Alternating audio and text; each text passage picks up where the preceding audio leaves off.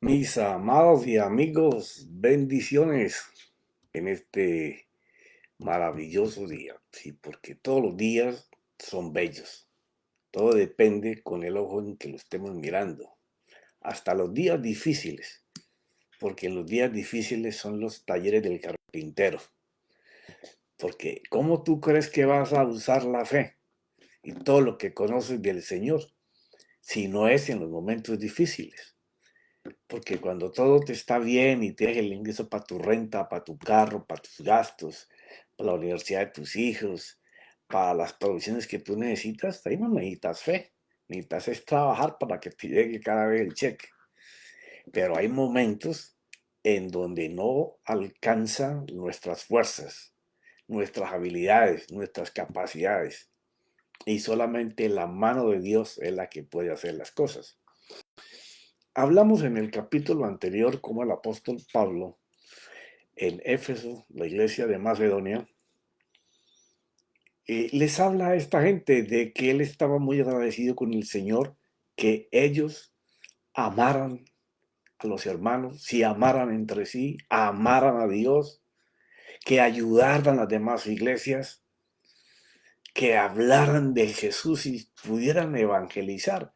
Él no les dice que no tienen ninguna fe, él está agradecido por la fe que tienen, pero les comienza a decir que él desea que suban a un nivel de fe que no tienen. Y eso lo hablamos la semana pasada. Entonces dice que en el versículo 17, el primer capítulo de Efesios, dice, ya hablamos del número 15 y el 16 la semana pasada, pidiendo que el Dios de nuestro Señor Jesucristo, el Padre de gloria, os dé espíritu de sabiduría y de revelación en un mejor conocimiento de Él. Pablo está orando para que ellos alcancen un conocimiento del Dios pleno, Padre, Hijo y Espíritu Santo. Y que eso viene oculto en algo que Él determina como la sabiduría y que solamente se nos puede revelar mediante un mejor conocimiento de las cosas que estamos leyendo del Señor o que sabemos o conocemos de Él. ¿Por qué? Porque como te lo he dicho tantas veces y está expresado en la Biblia, la sabiduría, uno se hace sabio cuando uno halla la diferencia entre lo que está haciendo y lo que tiene que hacer para que la vida sobrenatural y poderosa de Dios fluya en cualquier área de tu vida. Te haces sabio cuando tú haces lo que no estás haciendo y que deberíamos hacer para que las cosas sucedan. Entonces, Pablo dice que esto hay que verlo por revelación. Indudablemente que la revelación de la interpretación que el mismo Espíritu inspiró solamente viene pues de él. O sea, Pablo estaba rogando a Dios que les abriera los ojos para que pudieran ver ese misterio revelado en el conocimiento y poder vivir a otro nivel de fe que ellos no conocían. Y que en ese nivel de fe, cuando ellos lo pudieran entender y comenzar a hacer lo que no estaban haciendo, era cuando se iba a manifestar el poder de Dios. Y entonces continúa en el versículo 18, porque esta va a ser la base, posiblemente estos dos versículos van a ser la base para las próximas 2 semanas, porque esta enseñanza la traigo los días lunes, ya que el día viernes hablo sobre otra reflexión. Los lunes estamos con esta. Entonces dice el 18, mi oración es que los ojos de vuestro corazón sean iluminados. O sea, yo sé que ustedes están mirando y viendo lo que conocen, lo que identifican, pero no. Hay algo que viene por revelación y está oculto en el conocimiento. Pero yo estoy orando para que los ojos con que ustedes miran ese conocimiento y se les debe revelar sea en vuestro corazón. Y ya hemos hablado que el corazón del hombre es su culto racional, donde están sus intenciones. ¿Ya? Dios no creó corazón en el hombre, Dios creó un espíritu, un alma y un cuerpo. Esa alma tenía un culto racional que era inocente, no conocía pecado.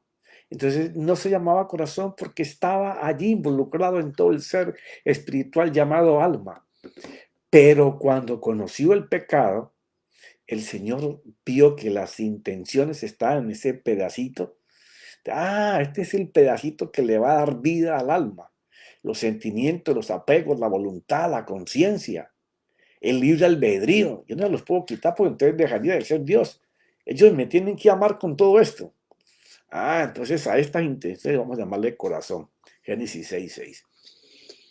Entonces Pablo está orando para que ese culto racional del cual habla también en Romanos 12:1, que lo sacrifiquemos, para que no esté adaptado al sistema en que siempre vivimos y que no resistamos o rechacemos el cambio, sino que por el contrario avancemos para que esa criatura nueva pueda ser formada. Entonces Pablo está orando de rodillas delante del Padre para que los ojos de ellos se iluminen y puedan saber cuál es la esperanza de su llamamiento. Y eso es lo que dice en la Escritura. Para que los ojos de vuestro corazón sean iluminados, para que sepáis. O sea, no saben ahora, pero si el Espíritu se los revela, ustedes van a conocer cuál es la esperanza de su llamado. Sean iluminados para que sepáis cuál es la esperanza de su llamamiento. Ok, esto es muy importante porque Dios llama a cada hijo para cumplir una función específica en su cuerpo. Pablo derrocha de esto, hablando sobre el cuerpo humano, colocando todas las operaciones que hay en la iglesia, comparándolo con un cuerpo. Ahora no es el tema, pero es muy importante que tú sepas que hasta el dedo meñique del pie, que todo el mundo ignora, hasta un pelito que se te cae y tú ni le pones cuidado, Dios tiene funciones comparativas con el cuerpo dentro de la obra, diferentes tipos de funciones con diferentes llamados que Él le hace a las personas que son sus hijos. Entonces, la esperanza que Pablo tiene es que esta gente que está en ese nivel llegue a alcanzar un nivel de fe en donde el poder en el llamamiento que esté haciendo sea visible.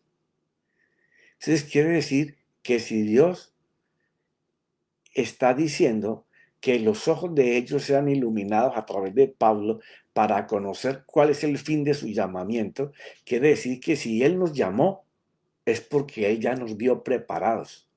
O que tenemos que ser preparados por otros para poder encontrar esa iluminación, esa revelación, gente a la cual ya Él preparó para que nos lleve a ese lugar, para conocer esa esperanza que tengo y que Dios plantó desde antes que yo naciera para que yo hiciera, en base al don, al talento que Dios me dio. Quiere decir que o nos preparó o nos tienen que preparar. Y cuando digo que nos preparó es que Dios muchas veces usa las circunstancias de tu vida, tus aflicciones, tus dolores, tus tristezas, tus victorias, tus peleas, tus guerras en las vidas que has tenido, como un taller de Dios para disciplinarte y llevarte por razonamiento de la palabra a las escrituras que te empoderan. Dice Pablo, porque es muy importante que se te abran los ojos para que tú puedas ver cuáles son las riquezas de la gloria de su herencia en los santos. Quiere decir que el llamamiento consiste en que tú puedas diferenciar cuáles son las riquezas de la gloria de su herencia en los santos. Ahora, tenemos que también saber cuáles son las riquezas de la gloria. O sea, ¿cuáles son las cosas que el Señor Jesucristo ganó en la cruz y en su resurrección, en el derramamiento de sangre de su vida para pagar por nuestros pecados y Él ser el Cordero perfecto que Dios iba a recibir para abrir la puerta del camino a su presencia? Y para confirmar de que esto podía ser posible y era una realidad, él dijo que cuando llegara ese momento, la promesa del Padre era que Él nos daría a beber de Él mismo. Sí, porque Él cuando hizo al hombre lo hizo a su imagen, espíritu. Él es espíritu. El hombre es espíritu. Por eso es que el hombre no muere. El hombre es inmortal. Lo que muere es la materia que lo posee, que lo está cargando. El espíritu le da vida hasta el día que el espíritu se tenga que ir porque ya el cuerpo no lo puede resistir más. El espíritu no se envejece, no se enferma, nada. Es el cuerpo el que sufre todo eso. Pero hay una gloria de Dios que está preparada para nosotros y que solo se obtiene en un nivel determinado de fe. ¡Wow! ¿Cómo así es que hay varias fees, profeta? No, no, no, no. Es una sola. Es como usted subir una escalera. Usted tiene una escalera para subir a un techo de 20 pies. Usted no va a ver lo mismo cuando está a 4 pies del piso que cuando está arriba del techo a los 20 pies. Una panorámica diferente de las cosas que están abajo. Esas son las cosas que Dios preparó y que se alcanzan por el desarrollo de una fe empoderada. Sí, sí. Y aquí tengo que hacer una pequeña pausa. Porque muchas veces vemos fe pretenciosa, fe de sospecha. Sí, sí, una fe que las personas hacen un movimiento de fe. Está bien que la fe se tiene que mover en lo sobrenatural, pero por ejemplo, usted puede comenzar a querer pedir uno de los edificios que tiene Donald Trump, por ejemplo, pero usted supóngase que es un médico, un ingeniero, pero su salario está en 200, 300 mil, medio millón de dólares al año. Entonces usted está orando con fe para tener un edificio de esos. No es que Dios no pueda dártelo, sino que es que tú tienes una fe que está presumiendo tener algo que en tu vida no lo vas a poder ver. Pero entonces usted se está negando a las cosas sobrenaturales así de ese tamaño. No, es que la fe va a comulgar de acuerdo con mi llamado, con mi propósito. Si en mi llamado y en mi propósito de Dios es necesario tener un edificio de eso, Dios lo va a dar. Entonces, no es una fe presunciosa de cosas que no están dadas para mi vida. ¿Ya? O la fe con el don de sospecha. Yo voy a hacer tal cosa, pero Dios no te ha dicho que te lo va a dar. Sí, pero es que hay una promesa, hay como 10 promesas que dicen que sí, pero ya Dios te dijo que te iba a dar eso. Entonces, comenzamos a orar por algo que Dios no nos ha dicho que nos lo va a dar. No, pero es que está escrito. Sí, pero está escrito, pero no quiere decir que la voluntad de Dios es que eso sea para ti. La fe depende de tener puesta tu creencia y tu confianza en que Dios te va a dar lo que te dijo que te iba a dar. Por esa razón hay gente que se endeuda. ¿Por qué razón? No tienen cómo pagar una casa de $1.000.000, un ejemplo. Porque el salario que tienen y las cosas que tienen no le alcanzan para una casa de 1.000.000, tal vez para una de 300 o 400. Pero con el don de sospecha, yo sospecho que Dios me va a aumentar el trabajo, yo sospecho que Dios me va a calificar, que me van a poner más alto en lo que yo estoy, que voy a ganar. Usted está sospechando y usando la fe para egoístamente, como decirle a Dios, Dios, este es mi orden, creo que haga esto. No. Ten en cuenta que hay una herencia de gloria que Dios ha preparado para cada persona que Él llama. Hay personas que Dios le coloca conseguir estadios, conseguir megas iglesias, vivir en mansiones. Y yo no dudo que Dios pueda hacer todo eso. Pero Dios te va a dar cada cosa que tú necesites usar en esta vida. Esto sí te lo puedo garantizar. Pero pedir para placer de mi ego, eso es una falsa humildad y es caminar en una fe no real. Pero hay una fe que potencializa, que es donde Dios te puede dar más de lo que tú necesitas, pero que lo necesitas. Dios te lo da. Por eso es que esa es una herencia que Dios ha preparado desde antes que el mundo fuera mundo y la vas a obtener por los movimientos de fe en que tú andes. Pero en el mismo capítulo, el versículo 13 y el 14 del primero de Efesios, vemos la garantía de cómo Dios lo va a hacer. Dice, gracias a Cristo, también ustedes que oyeron el mensaje de la verdad, la buena noticia de su salvación y abrazaron la fe, fueron sellados como propiedad de Dios con el Espíritu Santo que el Padre había prometido. El Espíritu Santo es como el anticipo que nos garantiza la herencia que Dios nos va a dar. O sea que dependemos de una comunión con Cristo, que es la palabra, el verbo y el Espíritu Santo, para que nos revele, nos manifieste. Porque mire, si usted mira realmente con los ojos de una fe que sea efectiva, no todos tenemos las mismas oportunidades, las mismas cosas y las mismas necesidades. Ni Dios le va a suplir a todos en la misma forma. Entonces Dios hace acepción de persona. No, sino que Dios sabe lo que tú necesitas y te lo va a dar cuando lo necesites. En el tiempo que Él sabe que lo vas a usar y no lo vas a perder. Y entonces usted puede estar empujando por muchas cosas.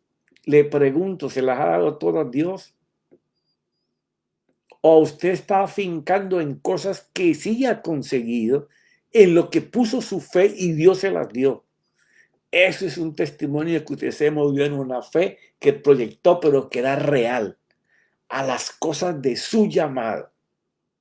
¿Para qué le va a dar Dios un estadio a una persona que no lo va a llenar? ¿Para qué le va a dar Dios una mansión a una persona de tantos millones si no la puede mantener? No, Dios te da lo que tú necesites para vivir bien, para vivir cómodo, para vivir con todas tus necesidades suplidas. Pero que hay gente que alcanza muchas cosas, pero las alcanza con tremendas deudas y viven afligidos, con dolores, no pueden dormir, hasta les da cáncer de estar pensando cómo van a poder tapar todo el poco de huecos. No, la vida se hizo para vivirla bien. Y Dios no tiene limitaciones en que tú vivas bien, en que tú tengas tus buenas cosas, pero pon tu fe en cosas que Dios sabe que te va a dar. Por eso el Espíritu Santo es una garantía para el hoy presente y para el futuro. Porque Él tiene que completar nuestra liberación. Profeta, ¿y liberación de qué? Del yo, del yo. De el que solamente piensa siempre en tu beneficio. Y yo he visto que Dios comienza a dar mucho más abundantemente cuando yo no pienso en mi yo, sino cuando yo pienso en las otras personas. Cuando yo deseo que las otras personas alcancen, que las otras personas se proyecten y puedan vivir con esperanzas, con confianza de que lo que están creyendo Dios se los va a dar. Por eso es que es importante la liberación del yo. La guerra más grande que el creyente vive no es con el diablo, es con él mismo, que tiene que combatir contra lo que su carne le dice que quiere y lo que Dios le quiere dar. Entonces, ¿para qué es la fe, profeta? La fe es para alcanzar las cosas que Dios te prometa. Tú puedes leerte las 2000 promesas, que algunos dicen que son 6000, 8000, porque se repite la misma promesa en varios libros. Ustedes las van contando una por una todas. ¿Ya? Confía en que Dios te va a dar siempre lo que tú necesites, más allá de lo de tu sustento, dependiendo la fidelidad y el amor que tú le tengas a Dios, el temor con que tú te muevas en la vida. No es tenerle miedo, como te lo he dicho en capítulos anteriores, es no querer deshonrar a Dios por mis decisiones, por mis actitudes, por mis hechos. ¿Ya? Es la herencia que Dios nos garantiza para que haga de nosotros el pueblo de su posesión, obedientes a vivir por su palabra. ¿Ya? En el matrimonio, la familia, entre el prójimo, nuestros trabajadores, nuestras relaciones, en nuestros negocios, que todas las cosas que hagamos influyan con poder de palabra y hechos a todos aquellos que nos rodean. Porque es tan importante que tu ambiente siempre sea cambiado, sea diferente a los demás, para cuando tú entres en la atmósfera donde hay muchas personas, tú seas el hombre, la mujer de Dios que cambia inmediatamente la atmósfera de ese lugar.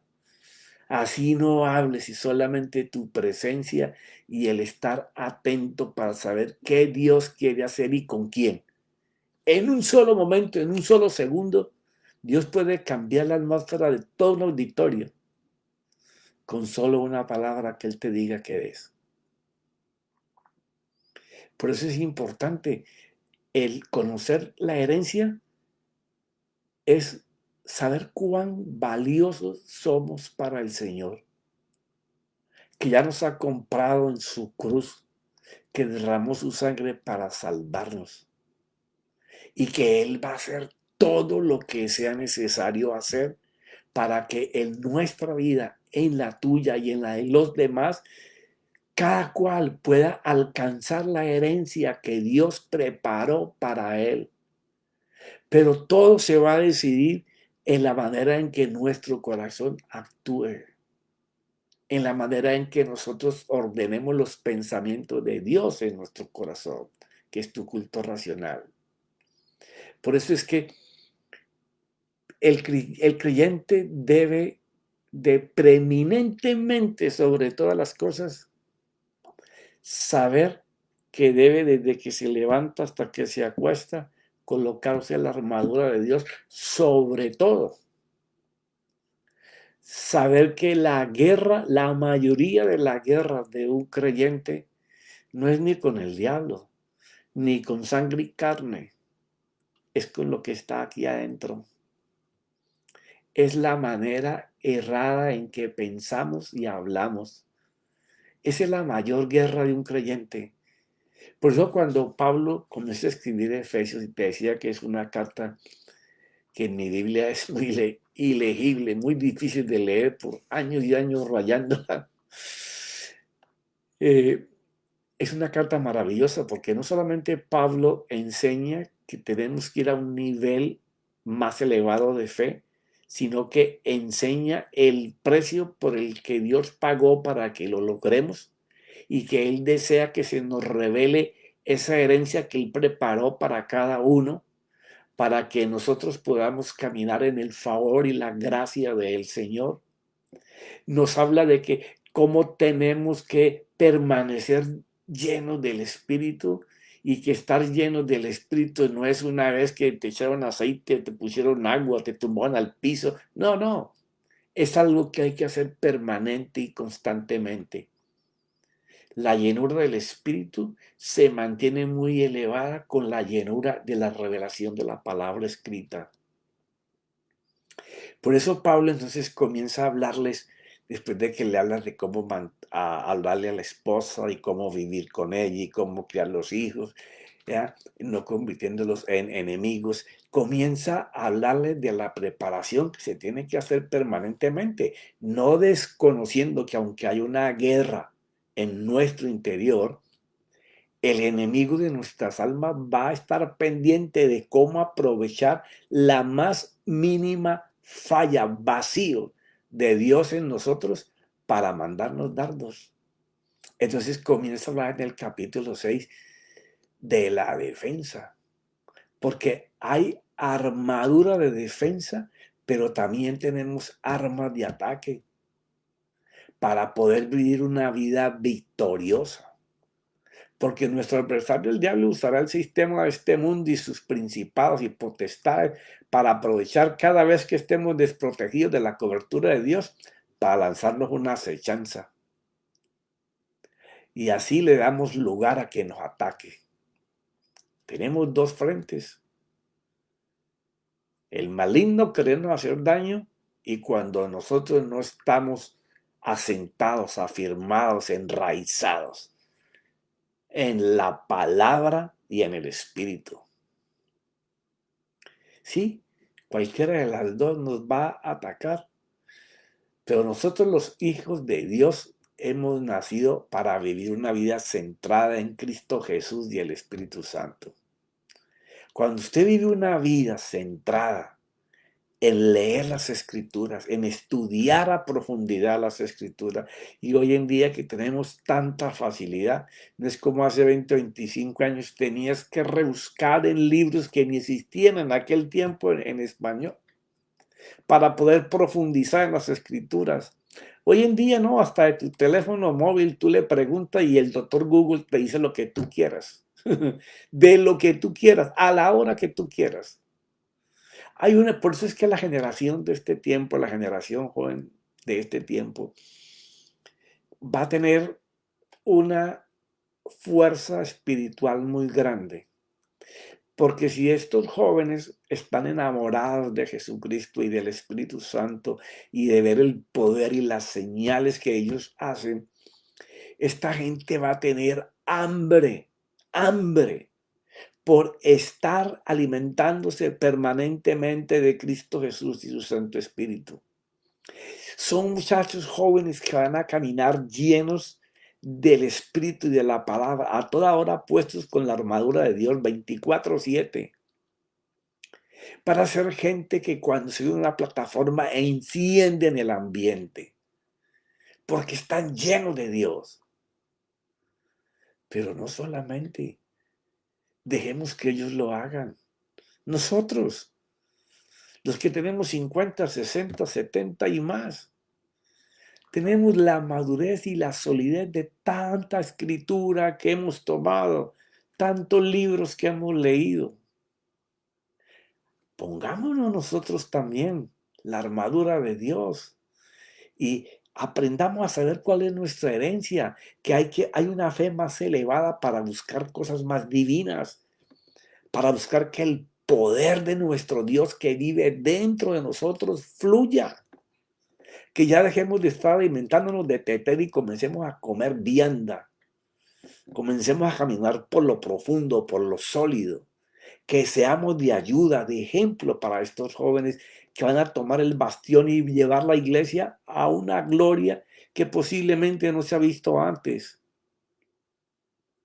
Pero la armadura es muy importante. Conocer la armadura y cuáles son las armas de defensa y cuáles son las armas de ataque. Porque así podemos resistir el día malo. Y habiendo hecho siempre lo que la palabra y el Espíritu dice, estaremos firmes para caminar en victoria. Pero se me terminó el tiempo por esta noche. Ya seguiremos hablando sobre Efesios 6 y la armadura de Dios en el creyente, cómo vestirse y cómo usarla, y cómo usar el arma de defensa y de ataque, que es la espada del Espíritu y la palabra de Dios. Se va a poner bueno esto la próxima semana. Bueno, mis amados, que mi Señor Jesucristo y el Espíritu Santo les revele el conocimiento que los lleva al empoderamiento de que las cosas divinas sucedan en tu vida. Que las cosas que Dios tiene preparadas para ti, tú las tengas, las que sean, fáciles o difíciles, pero que Dios te deje gozar lo que Él preparó para ti, porque antes de que nació ya te conocía y tu cuerpo no te ha abandonado y Él sabe ya todo. Tus pensamientos los conoce. sabe lo que ambicionas, lo que deseas, porque delante de Él estamos desnudos. Así, mi hermano, que Dios te bendiga, que mi Señor Jesucristo te llene de su riqueza y de su gloria y que el Espíritu Santo la manifieste. Amén y amén.